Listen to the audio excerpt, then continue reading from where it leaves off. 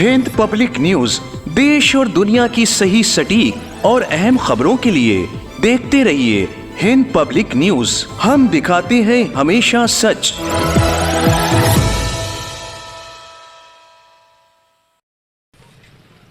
वक्फ amendment bill पर JPC ने अपनी रिपोर्ट स्पीकर को सौंप दी है और अब ये रिपोर्ट दोनों सदन में पास होने के लिए प्रतिक्रिया इसकी शुरू हो जाएगी। अब क्या रिजल्ट आता है या क्या नतीजा आता है ये तो वक्त ही बताएगा, लेकिन वक्फ की ज़मीनों को लेकर और ख़ासकर बड़े इमामबाड़े और छोटे इमामबाड़े को लेकर जो बयानात आ रहे हैं उस पर शिया धर्म गुरुओं ने अपनी सख्त प्रतिक्रिया दी है। पेश है ये रिपोर्ट। वक्फ तरमीमी बिल पर जहां ज्वाइंट पार्लियामेंट्री कमेटी ने अपनी रिपोर्ट पार्लियामेंट के स्पीकर को सौंप दी है और बहुत जल्द इसे दोनों ऐवानों में पेश किया जाना है और हुकूमत इस बिल को पास करवाने की पूरी कोशिश करेगी। इसी बीच वक्फ की ज़मीनों पर खासकर लखनऊ के छोटे इमामबाड़े और बड़े इमामबाड़े को हुकूमत के कब्जे में देने जैसे बयानात पर मुसलमानों में गम गुस्से की लहर देखी जा रही है। वहीं इस मामले पर उलमाए इकराम ने सख्त रद्द-ए-अमल का इजहार करते हुए ऐसे बयानात को सख्त तनकीद का निशाना भी बनाया है। देखिए, जब वक्फ है तो वक्फ होता है वो अल्लाह के नाम हो जाता है, तो उसमें हमारे यहाँ जो है वो और वक्फ जो है वो धार्मिक जगह है। जैसे मस्जिद धार्मिक है, जैसे मंदिर धार्मिक है, जैसे गुरुद्वारा धार्मिक है, तो वो सब धार्मिक जगह है और ज़्यादा वो धार्मिक लोगों के ही अधीन में होना चाहिए। तवज्जो वक्फ के ऊपर क्यों हो रही है, सवाल तो यही हो रहा है। खरबों रुपए का सोना जो है, सिर्फ एक मंदिर से सोना जो चोरी हुआ था, 400 किलो सोना एक मंदिर से चोरी हुआ था। एक मंदिर 400 किलो सोना चोरा। इसका मतलब है कि और अगर पूरे मंदिरों को जोड़ा जाए, लाखों मंदिर हैं, खासतौर से जो मद्रास वगैरह के, वहाँ एक खजाना निकला था उसमें से, जिसमें मेरे खरबों रुपए का सोना था उसमें, और उसको फिर उन्होंने बंद कर दिया। क्यों बंद कर दिया? उसको गरीबों में बांटी है और मुसलमानों में ना बांटी है, हिंदुओं में बांटी है, हिंदू भाइयों में बांटी है। और वो इतना सोना है कि अगर रिजर्व बैंक में शामिल हो जाए तो 100 गुना ज़्यादा हमारा जो है वो रुपया जो है उसकी कीमत बढ़ जाएगी। 100 गुना ज़्यादा रुपए की कीमत बढ़ जाए। आज जो 85 और 90 रुपए का डॉलर है वो 15-20 रुपये में आ जाएगा। आप कागज़ को नहीं मांग रहे हैं भाई कि जो मंदिर बना है 1000 साल पहले का कागज़ कहाँ है इसकी ज़मीन का, कि किसी की कस्बी ज़मीन पर बना है या उसकी अपनी ज़मीन थी जिसने बनाया है, उसके कागज़ ढूंढिए आप कहें 1000 साल पर कहीं कागज़ कहाँ मिलेगा? तो या 400-500 साल पुराने इमामबाड़ों के कागज़ कहाँ मिलेगा?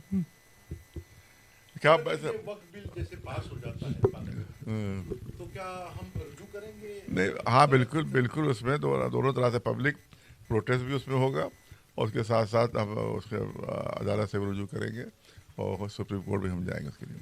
और ख़ास तौर से हम तो चाहेंगे कि क्योंकि पूरा जो कुछ निर्भर है वो नीतीश साहब पर और नायडू साहब पर सब निर्भर है, लिहाजा वहाँ के मुसलमानों से हमारी गुजारिश ज़्यादा होगी, ख़ासतौर से मुस्लिम मसला बोर्ड से, कि वहाँ के मुसलमान जो है वो तेलंगाना के वो है नायडू जी, हाँ, तो उनको जो है वो वहाँ के मुसलमान जो है वो दबाव डालें कि वो लोग सपोर्ट ना करें और कोई गद्दारी ना करें, क्योंकि प्लानिंग उनकी ये है कि अपने जो एमपीज़ है उनको वो हटा लेंगे वहाँ से।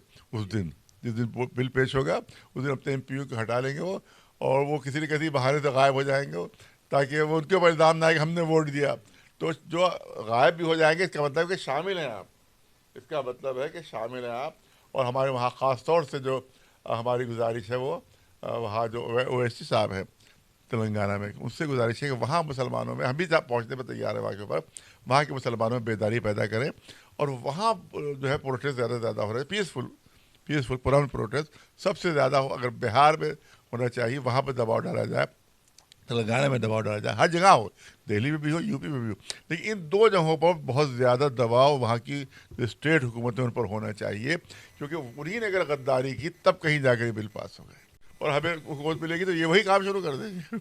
ये ना हिंदू के हैं ना मुसलमान के हैं, ये ना राम भक्त है ना रहीम भक्त है, बल्कि ये कुर्सी भक्त है। ये पूजा कुर्सी की करते हैं, मंदिर की पूजा नहीं करते, भगवान की राम की पूजा नहीं करते, ये कुर्सी की पूजा करते हैं, ये हुकूमत की पूजा करते हैं। लिहाजा इनको हर काम इनका वही होता है, चाहे कोई पार्टी हो, एक पार्टी की बात नहीं कर रहे, कोई पार्टी हो वो कुर्सी भक्त होती है बस।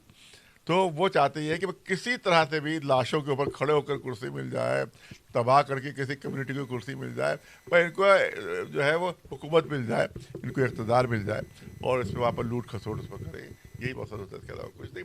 ज़्यादा जो बिल जो है ये हमने पहले ही कह दिया था कि सांप का बिल है और ये वह बिल नहीं है, और इस पर सिर्फ कट्टरपंथियों को खुश करने के लिए, मुसलमानों को तबाह और बर्बाद करके खुश करने के लिए हमने कहा था यहाँ पर तमाम मीडिया में कि अगर ये साबित कर दे गवर्नमेंट या कहीं भी साबित हो जाए कि किसी मंदिर की 1 इंच ज़मीन के ऊपर किसी वक्फ की ज़मीन का कब्ज़ा है, वक्फ वाले कब्ज़ा है, तो अब सारा मूवमेंट वापस लेकर सारा हुकूमत को देने पर तैयार है। बल्कि उल्टा है, सारे बहुत से सैकड़ों हज़ारों मंदिर वक्फ की ज़मीनों पर बने हुए हैं, और उसको जो है यहाँ जाकर देख लीजिए, रानी लक्ष्मीबाई का जो हॉस्पिटल बनाया गवर्नमेंट ने, वहाँ मंदिर बना हुआ है। आप हुसैनाबाद ट्रस्ट पे जाकर देख लीजिए, वहाँ वक्फ की ज़मीनों पर सब, वो तो डीएम के अंडर में है, वो तो वहाँ मंदिरों सब बने हुए हैं।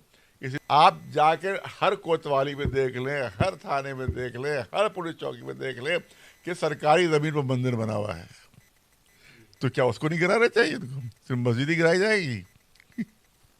आप कोतवाली भी जाकर देख लो, कोतालेश्वर लिखा हुआ है वहाँ पर, यानी कोतवाली के ईश्वर। कोतालेश्वर क्या पानी, कोतवाली के ईश्वर।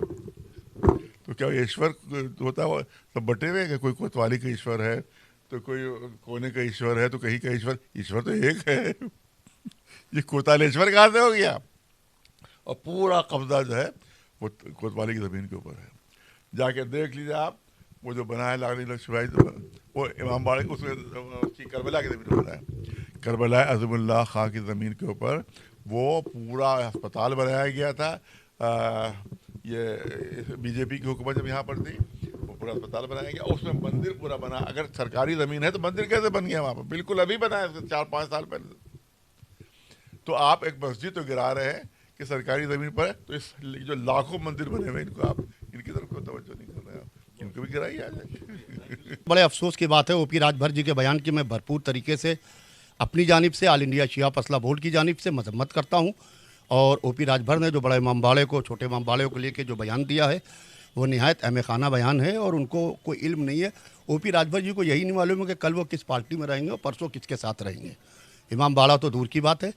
तो बहरहाल बड़ा इमाम बाड़ा नवाब आसिफुद्दौला का बनवाया हुआ और मोहम्मद अली शाह का छोटा इमाम बाड़ा बनवाया हुआ है।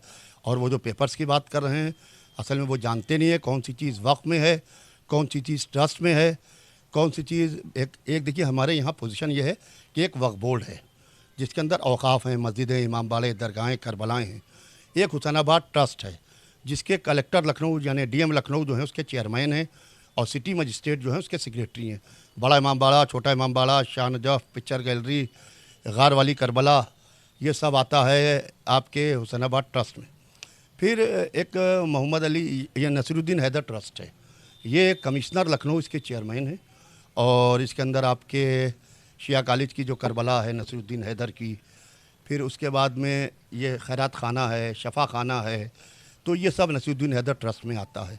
तो पहले कम से कम ओपी राजभर जी अपने इल्म में इजाफा करें और कभी भी इमाम बाड़े के लिए ऐसी चीज़ कहना ये मुनासिब नहीं है, ना कि कैबिनेट मिनिस्टर इस तरीके की वर्गर गुफ्तगू करे, उसकी मैं मजम्मत करता हूँ। प्रिंस इकबाल मिर्ज़ा के नाम से लोग याद रखते हैं और मैं डायरेक्ट डिसेंडेंट हूँ मोहम्मद अली शाह का। जो हुसैनाबाद ट्रस्ट है ये हम जमुनिया बाग है पूरा, ये दस्तावेज़ों में, अभिलेखों में दर्ज है। अफसोस ये हुआ कि उनकी हुकूमत तो 42 तक रही, 42 के बाद फिर उनके बेटे अमजद अली शाह की हुकूमत रही, फिर 1856 तक वालिद अली शाह की हुकूमत रही। वालिद अली शाह की हुकूमत के बाद जब अवध अंग्रेज़ों के हाथ में आ गया तो बेगम हज़रत महल ने पहले स्वतंत्रता संग्राम में जम के उनके ख्याल संघर्ष किया और यही लड़ाई जो थी ये हिंदुस्तान की पहली जंग आज़ादी कहलाती है। उसके बाद अंग्रेज़ों ने यह किया कि ये सारा एरिया जो था वो उसको नज़ूल कर लिया। तो हमें ये इनाम देना चाहिए, हमारी तो जायदादों को बागुजार करना चाहिए, ना कि राजभर साहब ये कह रहे हैं इनको पार्टी से निकाल देना चाहिए। और यही मोहम्मद अली शाह थे जिनके पिता का नाम था गाज़ीउद्दीन हैदर। गाज़ीउद्दीन हैदर पिता का नाम था शुजाउद्दौला बहादुर।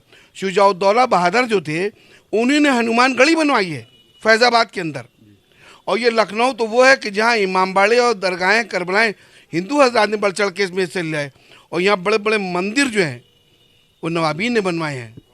Server Hussain, Hind public news, Lucknow.